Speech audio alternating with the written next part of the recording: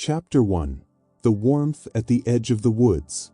The forest did not feel dangerous at first. That was what made it worse.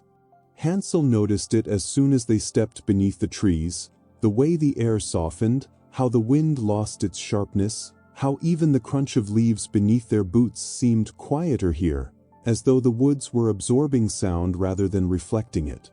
Gretel walked beside him, her small hand wrapped tightly in his sleeve. She did not complain. She had learned, early on, that silence made adults less tired of you. Their father walked ahead, shoulders hunched, moving too quickly for a man who claimed he knew the path. His axe hung unused at his side. He did not look back. Hansel knew the signs. This was not a walk meant to end where it began. The trees thickened as they moved deeper. Pines replaced birch. Light thinned into narrow ribbons that slipped through branches and vanished before touching the ground. The world felt enclosed, but not trapped, held, like a blanket drawn too tightly. "Are we far?" Gretel asked quietly. Their father did not answer. Hansel tightened his grip on her sleeve. "Not far," he said, though he had no proof. "Just different." That was the word that lived in his chest lately. Different. Since the hunger had begun, everything had become different. Bread cut thinner. Fires burning shorter. Conversations stopping when children entered the room. Their stepmother's gaze lingering too long on empty plates. The forest was different too, but not in the way he expected. He had imagined darkness. Cold. Threat. Instead, the air here felt warmer. The smell reached them before the sight. Sweet, rich, unmistakable. Gretel lifted her head slightly. "Do you smell that?" Hansel nodded slowly. Not food exactly, but the promise of it. Warm sugar. Butter. Something baked slowly, patiently, without worry of running out. They turned a bend in the path and saw it. The house did not look real. It sat in a clearing too neat to be natural. The grass trimmed low, the snow melted away from its foundation as though warmth radiated constantly from within. The walls were pale, smooth and gleaming, not sticky or garish, but clean and inviting. The roof shimmered faintly, dusted with sugar that caught the light like frost. The windows glowed gold. Smoke curled lazily from the chimney, thick and fragrant. Hansel felt something shift inside him. Not excitement, not fear, but relief so sudden it made his knees feel weak. Warmth. Shelter. Food that did not need to be counted. Their father stopped walking. He stood very still. Gretel tugged Hansel's sleeve. "Papa." Their father turned slowly. His face looked older than it had that morning. Tired in a way sleep could not fix. "There?" he said quietly. "You'll be safe." Hansel's stomach dropped. "You're coming too," Gretel said, her voice small but firm. Their father shook his head once. "No." The word fell between them heavier than any blow. Hansel stepped forward. "You said—" "I said I'd bring you somewhere," their father interrupted, his voice tight. "And I did." The house seemed to hum softly behind him, as if listening. Gretel's grip tightened painfully. "You can't leave us here." Their father swallowed. "You'll be fed," he said. "You'll be warm. Better than at home." Hansel looked past him, to the glowing windows, the steady smoke, the door slightly ajar as if expecting them. Better. That was the word that frightened him most. A door creaked. An old woman stepped into the light. She was not frightening. That was the second mistake. She was small, wrapped in thick wool, her hair white and neatly braided. Her face was lined but gentle, her eyes bright and alert. She leaned on a cane more from habit than need. "Well," she said warmly, her voice rich and calm. "You look frozen." Gretel gasped softly, not in fear, but surprise. The woman smiled at them. "Come inside. The soup's nearly done." Hansel felt it then, the pull. Not magic exactly. Something older. The way hunger bends judgment. The way warmth persuades without asking permission. Their father did not meet their eyes again. He turned and walked back into the forest. The trees closed behind him quickly, silently, swallowing the path as though it had never existed. Gretel made a small sound, a breath catching, a word trying to form. Hansel pulled her close. The woman waited patiently, as though she had all the time in the world. "You must be tired," she said. "Everyone is, these days." Hansel hesitated. "What do you want?" he asked. The woman tilted her head, genuinely curious. "What?" She smiled again, softer this time. "Nothing," she said. "I only give." The house breathed. Warm air spilled from the open door, carrying the scent of bread and herbs and something sweet enough to make Hansel's mouth ache. Gretel took one step forward. Hansel did not stop her. That was the third mistake. Inside, the fire burned low and steady, the kind that never snapped or flared. The walls were stone, thick and insulating. Shelves lined with jars stood neatly labeled. A long table waited, already set with bowls, spoons, thick slices of bread. No rush. No scarcity. The woman closed the door behind them. The sound was soft. Final. "Eat," she said kindly. "Then you can rest." Hansel sat slowly, Gretel beside him, both of them staring at the bowls placed before them. Steam rose. Real steam. Gretel lifted her spoon with trembling hands. Hansel hesitated longer. Something about the quiet felt practiced. The woman watched them with calm satisfaction, not hunger, not cruelty. Possession. They ate. The soup was perfect. Not too hot. Not too rich. Exactly what starving bodies needed. Hansel felt warmth spread through him, deep and comforting. His shoulders loosened. His thoughts slowed. Gretel sighed softly, her eyes fluttering. The woman nodded approvingly. "Sleep when you're done," she said. "The forest takes so much out of children." Hansel wanted to ask how she knew that, but the question slipped away, sinking beneath the warmth, beneath the full belly, beneath the quiet. As Gretel leaned against him, already drifting, Hansel noticed something carved into the stone above the hearth. A single sentence, worn smooth with age. "Everyone who stays is safe." Hansel stared at it as sleep claimed him. He did not yet realize what the sentence did not say. It did not promise they could ever leave. Chapter 2. The first night you stop wanting to go home. Hansel woke to warmth. Not the faint warmth of embers dying in a poor hearth, not the thin comfort of blankets patched too many times, but a deep, steady warmth that seemed to come from the walls themselves. It wrapped around him without asking, heavy and soothing, like a hand pressed gently over the chest to slow a racing heart. For a moment he did not remember where he was. He blinked slowly, eyes adjusting to a dim golden glow. The room was darker than it had been when they ate, but not truly night, just a softened light, as if the house preferred the world in low volume. The fire still burned, low and constant. The air smelled of bread and smoke and clean linen. Gretel lay curled against him on a wide bench padded with quilts. Her face was relaxed, her lips parted slightly in sleep. She looked healthier already, as if one meal had restored more than hunger could explain. Hansel sat up carefully. His body felt heavier than normal, not sickly, comfortably heavy. The kind of heaviness that made you want to sink back down and stop thinking. He forced himself to stay upright. The room was quiet enough that he could hear the smallest movements, the shift of the fire, the creak of wood settling, the faintest tap of something dripping in the distance. It was not eerie. It was orderly. Too orderly. Hansel slid off the bench and stood, his feet meeting warm stone floor that should have been cold. He stared at it, confused. Even near their old home, stone floors were always chilled in winter.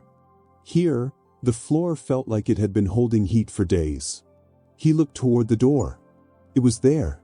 Simple. Wooden. A simple door should have made him feel relief. Instead, he felt hesitation. Not fear exactly. Reluctance. He swallowed and stepped closer, reaching out to touch the latch. His fingers brushed the metal and paused. A memory surfaced, his father's face when he walked away. The way the forest swallowed him.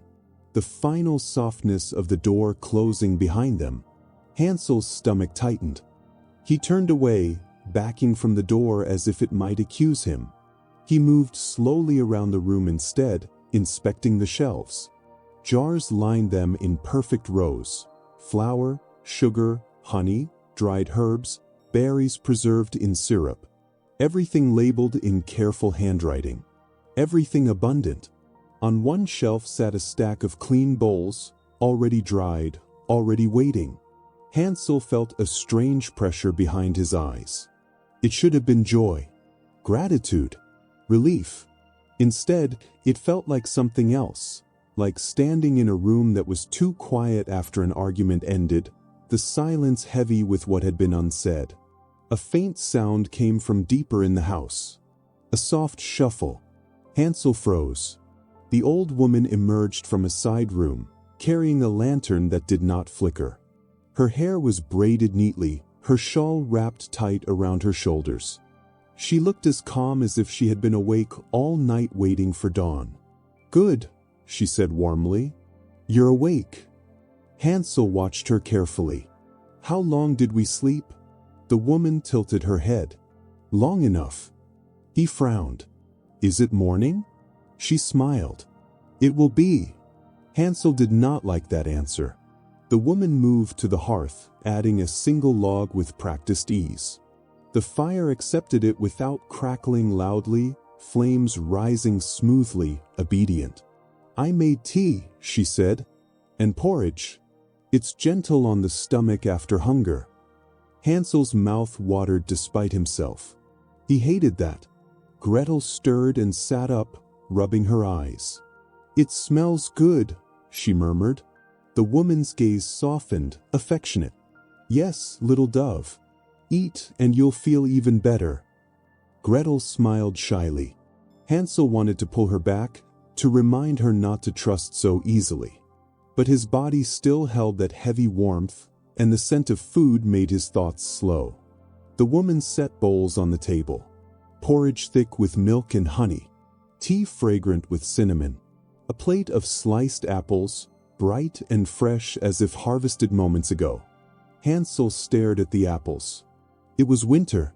Apples like that did not exist in winter. He opened his mouth to ask, but the woman spoke first, as if reading him. "Here," she said gently, "things keep longer." Hansel's brow furrowed. "How?" The woman smiled as if the question were charming. "Because I don't waste." Hansel glanced at the shelves again. Nothing wasted. Nothing spoiled. Everything preserved. He sat slowly at the table, Gretel beside him. The woman poured tea with steady hands, her movements precise. Hansel forced himself to ask what mattered. "Why are you here? Alone?" The woman did not seem offended.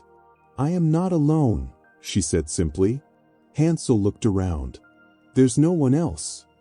The woman's smile did not change. "Not the way you mean."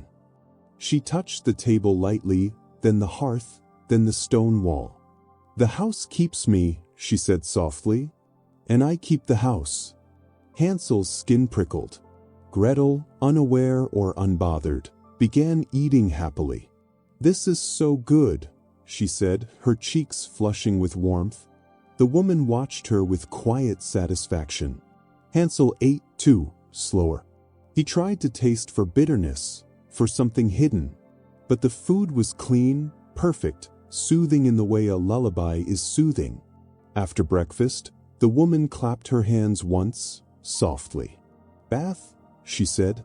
"Then fresh clothes. Then rest again if you like." Hansel stiffened. "We have clothes." The woman glanced at their ragged sleeves, their patched cuffs. "You have surviving clothes," she corrected gently. "You deserve better." Hansel stood. "We should go." The words surprised him even as he said them. Gretel paused mid-bite. "Go where?" Hansel swallowed. "Home." The word hung in the room. The woman's gaze settled on him, calm and unwavering. "Home," she repeated as if considering the taste of it. Gretel's face twisted slightly, confusion and something like worry. "But there's food here," she whispered, "and warm blankets." Then Hansel cut her off, softer. "We can find our way back." The woman moved closer, not threatening, but certain. "Why would you want to?" she asked. Hansel's throat tightened. Because we belong there." The woman's eyes narrowed slightly, not in anger, but curiosity. "Deep?" she asked. The question struck harder than any accusation. Hansel remembered their stepmother's stare, the empty cupboards, their father's silence, the way adults looked at children like numbers to subtract when times grew hard. Did they belong there? Hansel felt his resolve wobble. He hated that most of all. Gretel looked down at her bowl, her fingers tightening around the spoon. "I don't want to be hungry again," she said quietly. Hansel's chest tightened. The woman rested a hand lightly on Gretel's shoulder. "You won't be," she said. Hansel stepped forward. "Don't touch her." The woman withdrew her hand immediately, unbothered. "Of course," she said. "You're protective. That's good. It makes children last longer." Hansel froze. "What did you say?" he asked softly. The woman blinked, as though surprised he had noticed. Then she smiled again, smoothing the moment like a blanket over a cold draft. "I meant," she said, voice warm, "it makes children safer. Those who watch for their siblings stay safe." Hansel didn't respond. His stomach had turned cold despite the fire. The woman clapped again, softly. "Come," she said. "Bath time." They followed her down a narrow corridor lined with candles set into niches. The flames did not flicker. The walls were warm. The air smelled faintly of soap and herbs. She opened a door to a bathing room. Steam rose from a large wooden tub filled with water already hot, already waiting. On a bench lay folded towels, thick and soft. Beside them, 2 sets of clothes, clean wool, new socks, simple but fine. Gretel's eyes widened. "For us?" The woman nodded. "For you." Hansel stared at the clothes. New things felt like gifts. Gifts demanded gratitude. Gratitude demanded softness. Softness made you stay. He looked at the woman. "Where do you get all this?" The woman's gaze remained gentle. "From those who cannot carry it anymore," she said. Hansel's blood ran cold. "Who?" he demanded. The woman tilted her head. "Travelers," she said. "Lost ones. People with no home left." Hansel took a slow step back. Gretel, already drawn to the warm tub, began removing her dirty outer layer. Hansel reached out to stop her, but Gretel looked at him with pleading eyes. Just for a minute," she whispered.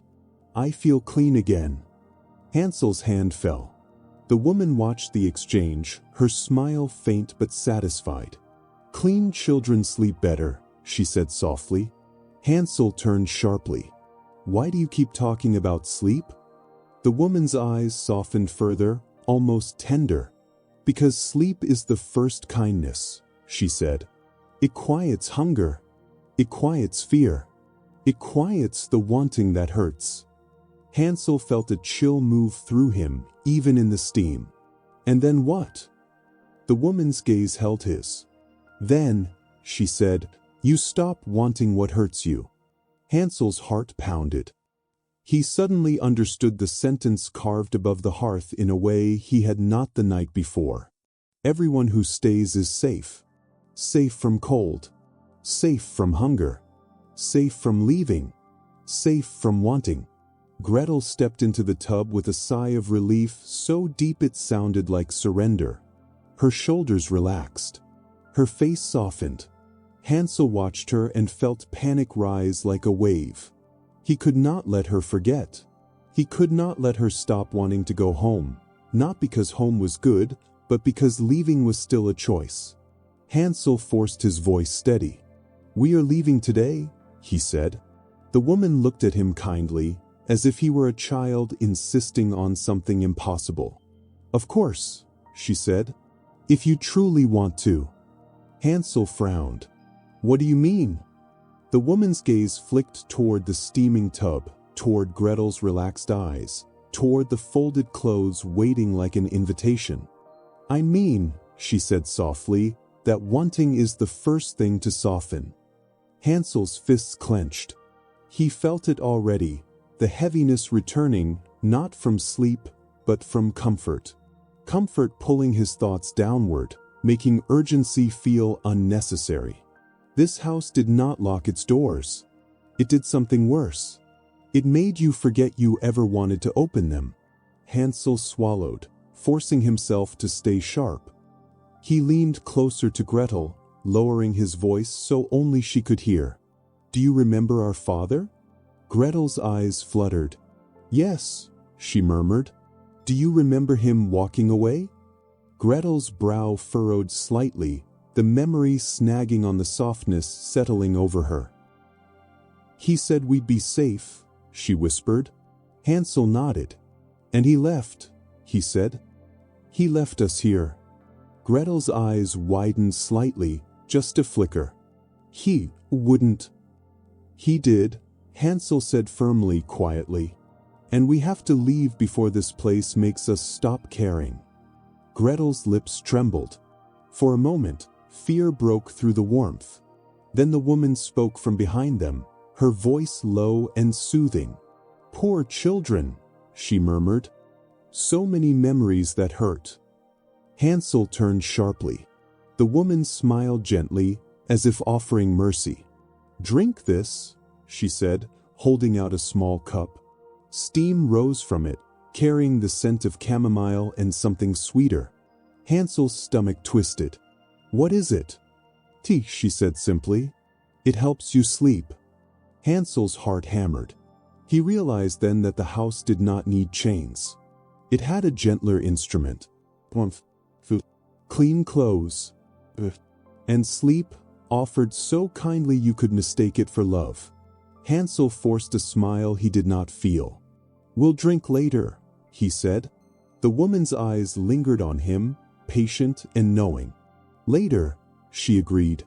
Hansel helped Gretel out of the tub quickly, wrapping her in towels, dressing her in the new clothes before the warmth could fully claim her. Gretel looked at him, confused. "Why are you rushing?"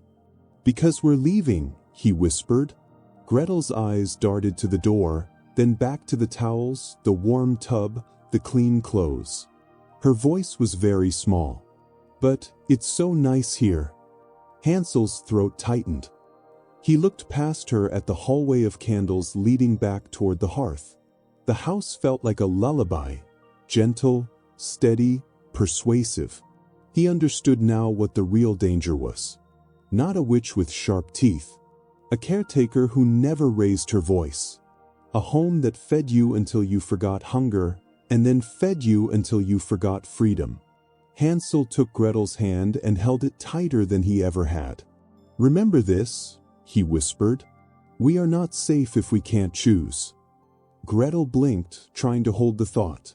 Behind them, the woman's voice drifted like warm smoke. "Children," she said softly, "there is plenty of time." Hansel did not answer, because he could feel time already slowing. And he knew, with a cold certainty beneath the warmth, that if he waited even one more night, Gretel might stop wanting to go home at all. Chapter 3: The House That Teaches You to Stay. Hansel did not sleep. Not truly. He lay beside Gretel on the wide bench near the hearth, his body heavy with warmth, his eyelids burning with the urge to close, but his mind refusing to loosen its grip. The house breathed around them, wood settling, fire murmuring, stone holding heat like a promise it intended to keep. Gretel slept deeply. Too deeply. Her breathing was slow and even, her face slack with comfort rather than rest. Hansel watched the gentle rise and fall of her chest and felt a tightness spread through his ribs. This was not exhaustion easing into sleep. This was surrender. The old woman moved quietly through the house. Hansel heard her long before he saw her. Not footsteps exactly, but the subtle shift of presence, like the way you could tell someone had entered a room without hearing a sound. The house seemed to make space for her, walls warming slightly as she passed, candles leaning their light toward her path. She did not come near the bench. She did not need to. Hansel kept his eyes half-lidded, pretending sleep, tracking her movements through sound and instinct. He listened as she tended the fire, as she rinsed bowls, as she hummed, softly, tunelessly, a sound meant not to be heard but felt. It made his skin crawl. Because the humming worked. His thoughts slowed despite himself. The sharp edge of fear dulled, replaced by a creeping sense that perhaps he was overreacting. That perhaps this was simply kindness, misunderstood because he had lived too long without it. He bit the inside of his cheek hard enough to taste blood. Pain grounded him. When the house finally fell into complete quiet, Hansel waited longer, counting breaths, listening for trickery. Only when he was certain the woman had withdrawn did he slip from the bench. The floor was still warm. He padded toward the door again, every step deliberate. The latch gleamed faintly in the low light. He reached for it, slower this time, forcing himself to ignore the subtle resistance in his limbs. His fingers closed around the metal. He turned it. The latch moved easily. Relief surged, sharp and brief. Hansel pulled. The door did not open. Not because it was locked. Because it was heavy. He leaned into it, putting more weight behind the motion. The door shifted an inch, then stopped, as though pressed from the other side by something immense and patient. Hansel's heart pounded. He tried again, bracing his shoulder against the wood. The door resisted, unmoving now, as though it had decided the experiment was finished.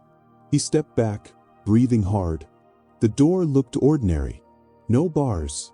No chains. No visible magic. It simply refused. Hansel swallowed. The house did not trap you by force. It convinced you not to struggle long enough for resistance to feel pointless. A soft sound behind him made him whirl. The old woman stood near the hearth, hands folded, her expression calm. "You shouldn't wander at night," she said gently. "It makes children tired." Hansel's mouth went dry. "The door won't open." The woman nodded. "The forest is cold at night." "That's not what I said," Hansel snapped. She studied him for a long moment, then sighed, not in annoyance, but sadness. "You're frightened," she said. "That makes you imagine barriers." Hansel clenched his fists. "You left it open before." "Yes," she agreed. "Before you were warm." The words landed like a blow. Hansel felt anger rise, sharp and sudden. "Let us go." The woman tilted her head. "Why?" "Because you can't keep us here," he said, his voice shaking. "You didn't ask." The woman stepped closer, stopping just short of him. Her eyes were clear, unclouded by malice or madness. "I didn't need to," she said softly. "You came in." Hansel's stomach churned. "You ate," she continued. "You slept. You accepted warmth freely offered. I didn't force you." "That doesn't mean." "It means," she interrupted gently, "that part of you already chose to stay." Hansel shook his head fiercely. "No." The woman smiled, patient. "Not all of you." She glanced toward Gretel, still sleeping soundly. "But some." Hansel's heart lurched. "Don't talk about her." "She's tired," the woman said kindly. "Tired children don't need choices. They need care." Hansel stepped between the woman and Gretel instinctively. "We don't need you." The woman's gaze softened further, almost pitying. "Every child needs someone," she said. "I just don't abandon mine." The word abandon struck hard. Hansel's voice broke despite his effort. "Then why does it feel like we're disappearing?" The woman was silent for a moment. Then she said, "Because you are." Hansel stared at her. "Not in the way you fear," she continued calmly. "You won't vanish. You won't suffer. You'll simply stop aching." She gestured to the shelves, the fire, the warm stone walls. "Wanting hurts," she said. "Hunger hurts. Cold hurts. Fear hurts." Her gaze sharpened slightly. "I remove pain." Hansel swallowed. "And what do you take instead?" The woman smiled sadly. "Urgency." Hansel felt a chill spread through him. "I've seen children like you," she went on. "Sharp-eyed, guarded, always bracing for loss. You grow into adults who never rest, who never feel full." She leaned closer, lowering her voice. "Or you come here." Hansel shook his head slowly. "What happens to the ones who come here?" The woman's gaze flicked to the walls, the hearth, the shelves heavy with food. "They stay," she said. "And if they try to leave?" The woman looked back at him. "They stop wanting to." Silence filled the room. Hansel backed away until he felt the warmth of the bench against his legs. He sat slowly, every movement careful, measured. The woman watched him for a long moment, then turned back to the hearth. "Go back to sleep," she said. "You'll feel better in the morning." Hansel waited until she disappeared into the shadows again before shaking Gretel gently. "Gretel," he whispered urgently. "Wake up." She stirred, frowning. "Hansel, it's warm." "We have to leave," he whispered. "Now." She blinked slowly. "Why?" Hansel's chest tightened. "Because if we don't, we won't want to anymore." Gretel rubbed her eyes. "That doesn't make sense." Hansel grasped her shoulders gently. "Do you remember Mama?" Her brow furrowed. "Mama?" "Yes," he pressed. Her voice, her hands, the way she smelled like smoke and bread. Gretel hesitated. Her eyes flickered with confusion. "But I remember bread." Hansel's heart sank. He tried again, voice urgent but soft. "Do you remember the way she sang when she thought no one was listening?" Gretel was quiet for a long moment. Then she shook her head slowly. Hansel felt something inside him fracture. The house was already working. He wrapped his arms around her tightly, grounding her himself. "Listen to me," he whispered. "Even if it feels nice, even if you're warm and full, you have to trust me."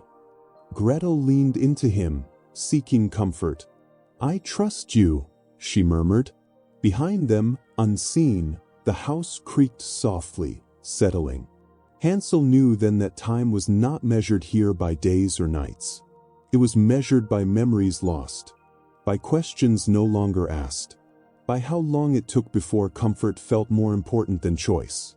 He held Gretel through the night, refusing sleep, refusing warmth, refusing the soft persuasion of the walls.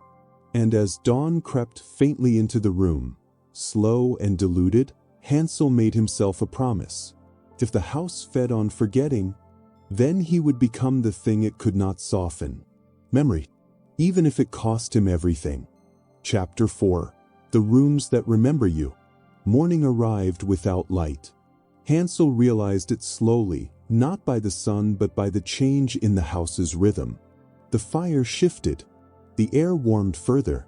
Somewhere deeper within the walls, water began to move, pipes or channels carrying heat where it was needed. The house woke the way a living thing does, not abruptly, but with intention. Gretel slept on.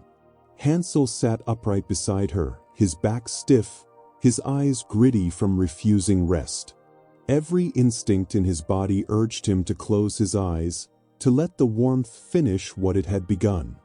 His limbs felt heavy, his thoughts slightly blurred at the edges. He forced himself to stand. The room looked exactly as it had the night before, tidy, calm, welcoming. No sign of threat. No proof that anything was wrong. That, Hansel understood now, was the most dangerous thing of all. The old woman emerged as if summoned by his movement, carrying a tray of food balanced easily in her hands. Fresh bread still steaming. A small pot of jam, deep red and glossy. 2 cups of milk. "Good morning," she said pleasantly. Hansel said nothing. She set the tray on the table, then looked at Gretel, her expression softening. "She slept well," she observed. Hansel stepped between the woman and the table. "You're not feeding her until she wakes up." The woman blinked, then smiled.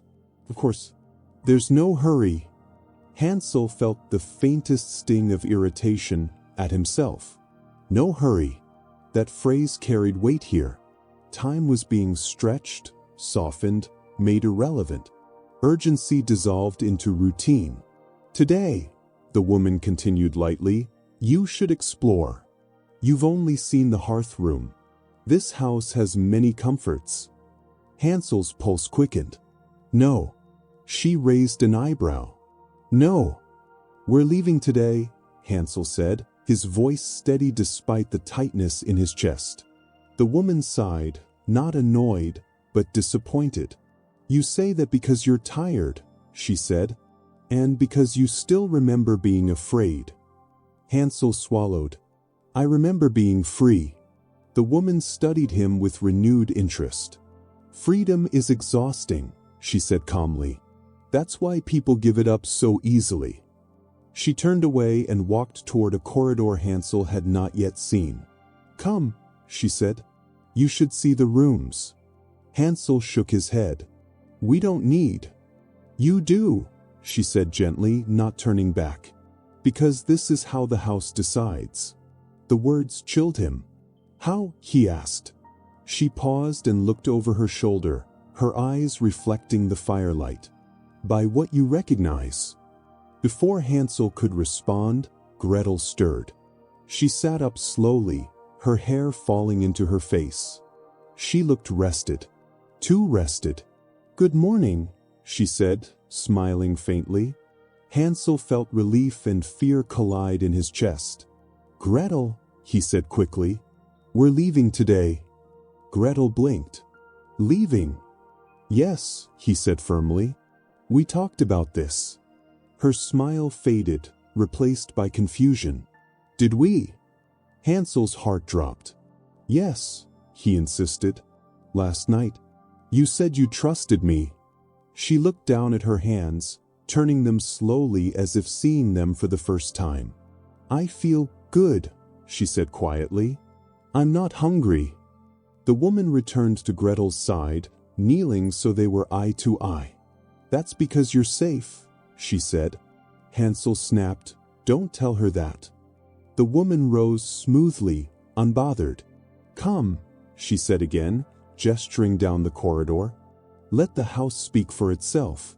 Gretel hesitated, then slid off the bench and followed.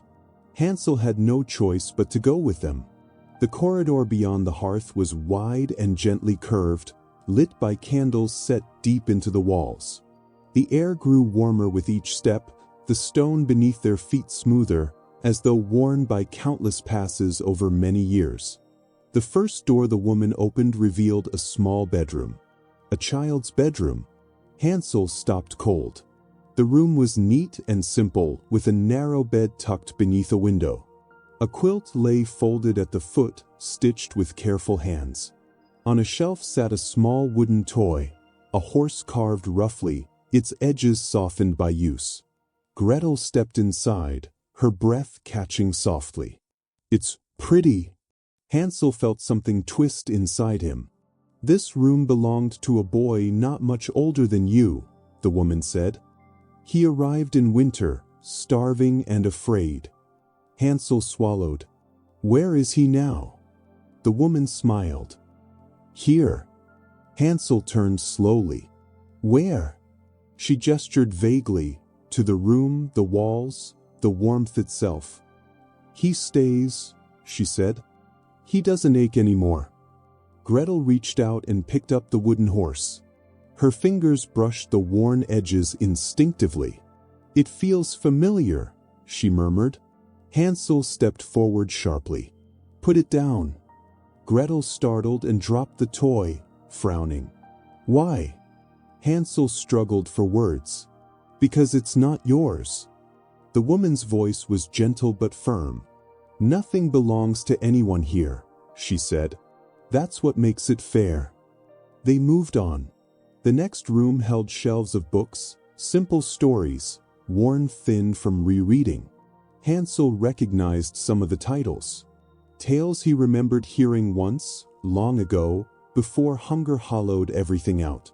"Children who stay often forget their parents first," the woman said conversationally. "But stories linger longer." Hansel felt anger spark. "You erase them." "I ease them," she corrected. "What good is memory if it only hurts?" They entered another room. This one was larger, warmer still. A long table stood at its center, surrounded by mismatched chairs. The table was scarred with knife marks, stains from meals long finished. Gretel's eyes widened. "We could eat here," she said. Hansel forced himself to stay calm. "We already ate." The woman smiled. "You will again." Hansel looked around the room, suddenly noticing something that made his skin crawl. There were chairs for many people. Too many. But the house was quiet. "How many children live here?" he asked. The woman did not answer directly. "As many as need to." Hansel clenched his jaw. "And when they grow up?"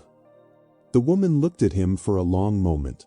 Then she said, "They don't." The words settled into the room like dust. Gretel laughed nervously. "That's not funny." The woman's gaze softened.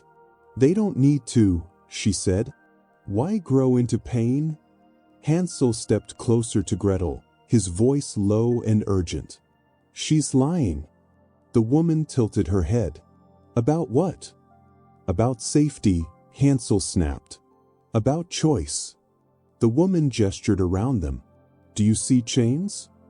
Hansel looked. There were none. "Do you feel hunger?" she asked. "Cold?" "Fear?" she asked, her gaze sharp now. Hansel hesitated. He felt fear, but it was thin, buried beneath warmth and fullness and exhaustion. The woman smiled knowingly. "The house doesn't take," she said. "It replaces." Hansel shook his head. "You replace us." The woman crouched so her face was level with his. "I preserve you," she said softly. "I keep children from becoming what the world turns them into." She stood and moved toward the final door at the end of the corridor. "This room," she said, "is for those who still struggle." Hansel's heart pounded as she opened it. Inside was a small, plain chamber. No warmth radiated from its walls. No scent of food lingered in the air. A single narrow bed stood against the wall. The stone floor was cool. "This is where children go," the woman said, "when they cannot stop remembering." Hansel stared at the bed. "And how long do they stay here?" he asked. The woman smiled faintly. "Until they're ready." Hansel turned to Gretel, his voice shaking. "This is what happens if you forget." Gretel looked between them, her face pale. "I don't want to forget you," she whispered. Hansel dropped to his knees in front of her, gripping her hands tightly. "Then you have to leave with me," he said, "even if it hurts." The woman watched them, her expression unreadable. "Pain teaches," she said, "but so does comfort." She turned away, leaving the door open. "You may choose," she said over her shoulder. "The house is patient." Hansel helped Gretel back toward the hearth room, his mind racing. He understood now. The house did not force obedience. It waited for you to decide that staying was easier than remembering. Hansel looked at Gretel, warm, fed, safe. And he knew that the house was not testing whether he would stay. It was testing how long he could convince his sister that leaving was worth the pain. And he was running out of time. Chapter 5. The Hunger That Returns When Comfort Fails. That night, the house did something new. It let the cold in. Hansel noticed it first when he woke to Gretel shivering beside him. The hearth still glowed, but its warmth no longer reached the corners of the room. Shadows stretched farther than before, pooling along the walls like something listening. He sat up slowly, alert at once. Gretel's teeth chattered faintly. "Hansel," she whispered, "I'm cold." His heart clenched. The house had never allowed cold before. He wrapped his arms around her, pulling her close, rubbing her arms to warm them. Her skin felt cooler than it should have after days of constant heat. "Stay awake," he murmured. "Just for a bit." Gretel nodded weakly, pressing her face into his chest. The old woman did not appear. That alone frightened him. Hansel waited, listening for the soft shuffle of her steps, the gentle hum that seemed woven into the house itself. Nothing came. The silence was thicker now, heavier, like a held breath stretched too long. He stood and approached the hearth. The fire burned, but reluctantly. The flames were lower, less eager, as though conserving themselves. Hansel added a log from the neatly stacked pile nearby. The fire accepted it grudgingly. The house creaked. Not settling. Shifting. Hansel felt it then, unmistakably. Hunger. Not the dull ache of emptiness they had lived with before, but something sharper, sudden, deliberate. His stomach tightened painfully, his mouth filling with saliva that had nowhere to go. Gretel whimpered. "I'm hungry," she said. Hansel froze. The house was teaching again. He swallowed and scanned the shelves. They were still full. Bread still rested in its basket. Jars still lined the walls. Nothing appeared taken or spoiled. Hansel reached for the bread. His fingers brushed the crust and stopped. It was cold, stone cold, hard as if it had been left out for days. He pulled his hand back, startled. He moved quickly to the table, lifting a jar of jam. The glass felt icy. He pried it open with effort and dipped a finger inside. The jam had thickened, stiff and unyielding. "Eat," Gretel whispered desperately. Hansel shook his head slowly. "Something's wrong." The sound of soft footsteps echoed behind them. The old woman stood in the doorway, her face calm, her posture relaxed. "You're awake," she observed. Hansel turned sharply. "What did you do?" She tilted her head. "Nothing." Gretel clutched Hansel's sleeve. "Please," she whispered. "I'm hungry." The woman's gaze flicked to Gretel, then back to Hansel. "Hunger returns when gratitude fades," she said gently. Hansel's hands curled into fists. "You're starving her to make her stay." The woman's expression did not harden. "I'm reminding her," she corrected. "The world outside does not feed without cost." Hansel stepped forward. "You said everyone who stays is safe." "And fed," she added calmly, "when they belong." Hansel's blood ran cold. Belong to what? The woman gestured to the walls, the hearth, the long corridors beyond. To the house. Gretel's grip tightened painfully. "Hansel, I don't feel good." Hansel turned back to her, panic rising. Her face was pale now, her eyes glassy. The warmth that had filled her for days seemed to drain away, leaving behind a fragile, trembling child. "You said you wouldn't hurt us," Hansel said, his voice shaking. "I said I would keep you," the woman replied softly. "Hunger hurts. Cold hurts. I remove pain when children accept what I offer." Hansel's chest burned with anger. "You create it first." The woman studied him with quiet curiosity. "Sometimes," she said, "children must remember what they ran from." She stepped closer, stopping just out of reach. You remember too well, she said to Hansel. That makes you dangerous. Hansel lifted his chin. Let her eat. The woman smiled faintly. Ask her. Hansel turned to Gretel. Gretel, he said urgently, do you want to stay here? Gretel hesitated. Her stomach growled audibly, a sharp, humiliating sound that made her flinch. I don't want to be hungry, she whispered. Hansel swallowed hard. If we leave, it will hurt at first, he said. But it will be ours. Gretel's eyes filled with tears. I'm so tired of hurting. The woman's voice slipped between them like warm smoke. Then don't, she said. Say, rest. Hansel felt desperation claw at him. She's lying, he said, his voice breaking.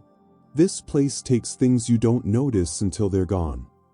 Gretel looked up at him, tears spilling now. I don't want to forget you, she said. Hansel knelt in front of her, gripping her hands. Then you have to choose me, he whispered. Not the house. The woman sighed softly. Choices are heavy for children, she said. That's why I take them away. Hansel rose slowly, fury burning through his exhaustion. You don't get to decide who grows up. The woman's eyes darkened for the first time. I decide who survives. The house groaned. Not in protest. In agreement. The floor beneath Hansel's feet warmed suddenly, the cold retreating just as quickly as it had arrived. The fire flared higher. The shelves behind the woman glowed faintly, jars warming, bread softening, steam rising from nowhere at all. The woman extended her hand toward Gretel. Come, she said kindly. Eat. Hansel moved instantly, pulling Gretel behind him. No. The house responded. The warmth left again, this time more abruptly. Gretel cried out softly, clutching her stomach. Hansel's heart shattered. He turned to the woman, his voice raw. Stop. She regarded him steadily. Convince her. Hansel looked at Gretel, her small body shaking, her eyes wide with hunger and fear. He understood then. The house would not fight him directly. It would make him choose between being right and being kind, between freedom and feeding his sister, between memory and mercy. Hansel felt something inside him tear. He took a slow breath and made his decision. He stood, straightened his shoulders, and looked the woman directly in the eye.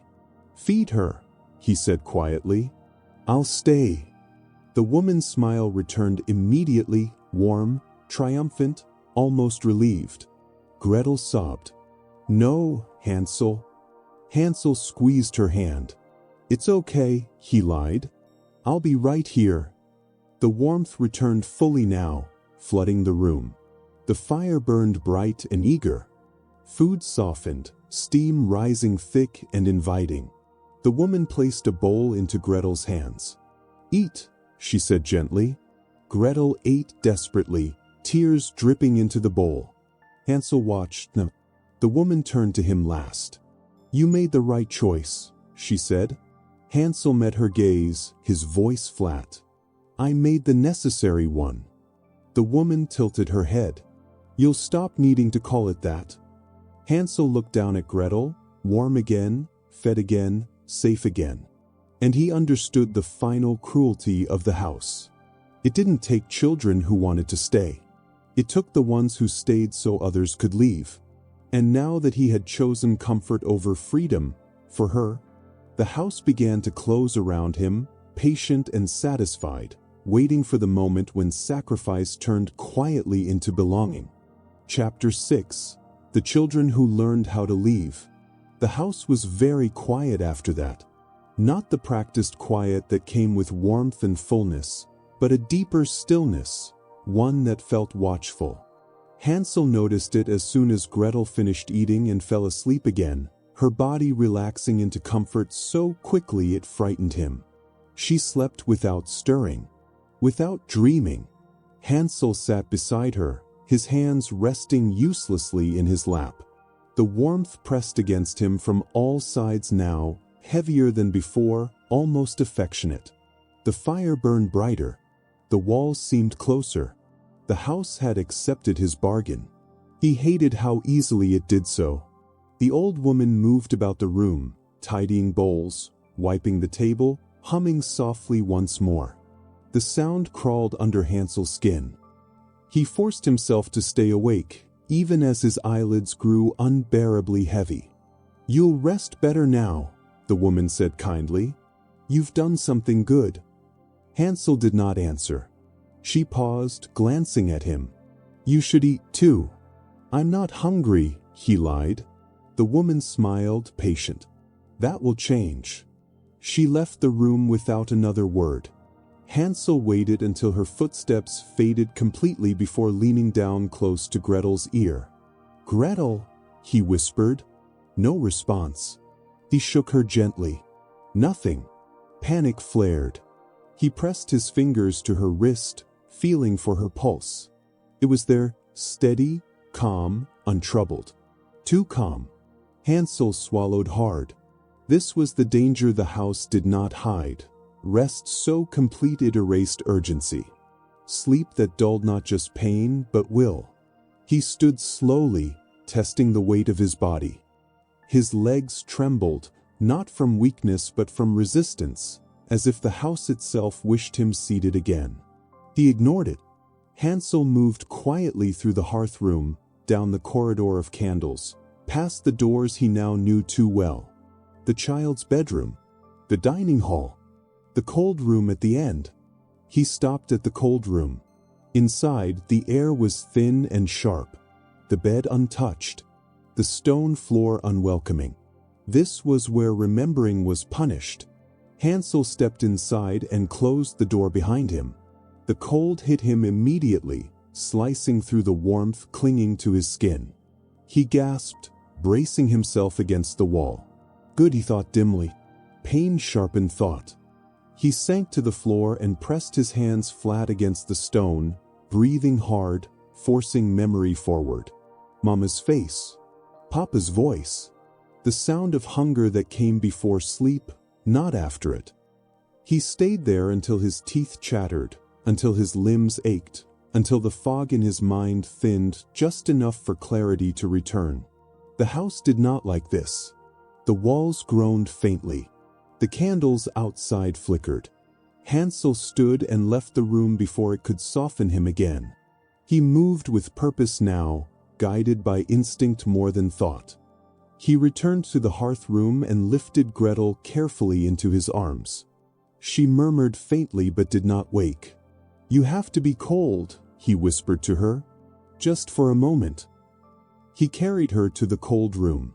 The moment her skin touched the chill air, she stirred sharply, gasping. "Hansel," she whispered. "I know," he said urgently. "I'm sorry." Her eyes opened fully now, confusion giving way to awareness. "It's cold," she said weakly. "Yes," he replied. "Remember that." Tears welled in her eyes. "Why would you do this?" Hansel pressed his forehead to hers. "Because warmth here isn't kindness," he whispered. "It's a leash." The house reacted instantly. Footsteps approached, quicker now. The old woman's calm finally fractured as she appeared in the doorway, her eyes sharp. "Enough," she said. "You'll kill her." Hansel turned to face her, holding Gretel tightly. "No," he said. "You will." The woman stepped forward. "Put her down." Hansel shook his head. "Open the door." The woman's expression hardened. "You belong here now." Hansel laughed bitterly. "That's what you think." He moved toward the main door, carrying Gretel through the corridors as the house resisted, floors warming beneath his feet, walls narrowing subtly, air thickening with heat. The woman followed, no longer patient. "You can't leave," she said. "Not both of you." Hansel reached the door and placed Gretel down gently. She clung to his sleeve, awake now, afraid but aware. "Do you remember Mama?" Hansel asked her urgently. She nodded, shivering. Yes. Do you remember being hungry? He pressed. Yes, she whispered. Do you remember choosing me? He asked. Gretel looked up at him, eyes clear despite her fear. Yes. Hansel turned to the door. He grabbed the latch and pulled. The door resisted, heavy as before. Hansel leaned into it, bracing his shoulder, his feet sliding slightly on the warm stone. Behind him, the woman shouted, her voice no longer gentle. You will regret this. Hansel screamed, not in fear but effort, as he forced the door open inch by inch. Cold air rushed in. Real cold. Sharp and merciless. The house shrieked, not aloud, but in the way warmth vanished abruptly, in the way the fire died, in the way comfort fled like a frightened animal. Hansel pulled the door wide open. The forest waited. Cold. Unforgiving. Freedom. He grabbed Gretel's hand and stepped outside. The door slammed shut behind them with a sound like a heartbeat stopping. They stood in the snow, shaking violently. Gretel sobbed. Hansel wrapped his arms around her, holding her as tightly as he could. They walked.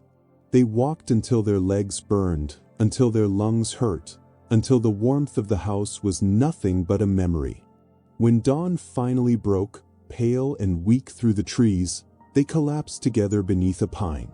They were cold. They were hungry. They were free. Years later, people would speak of a house in the forest that fed children and kept them safe. They would say those who stayed were never seen again. Hansel and Gretel never returned. But sometimes, on the coldest nights, when hunger whispered too loudly, they would remind each other. Warmth that costs your will is not shelter. Comfort that erases choice is not kindness. And they would build their fires carefully, warm enough to survive, but never so warm that they forgot how to leave.